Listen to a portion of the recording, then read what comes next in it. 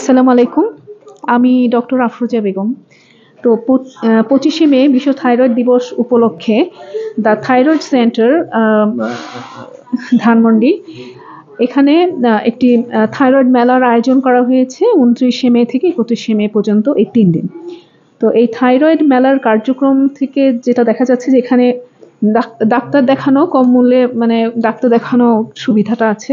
এছাড়া thyroid cancer রোগীদেরও বিভিন্ন test সুলভ মূল্যে করানো হবে 25% কম মূল্যে। এছাড়া কালার ডপলার স্ক্যান, ইলাস্ট্রো স্ক্যানও এখানে করা হবে। বিভিন্ন ধরনের সুবিধা এখানে আপনারা আসতে পারেন।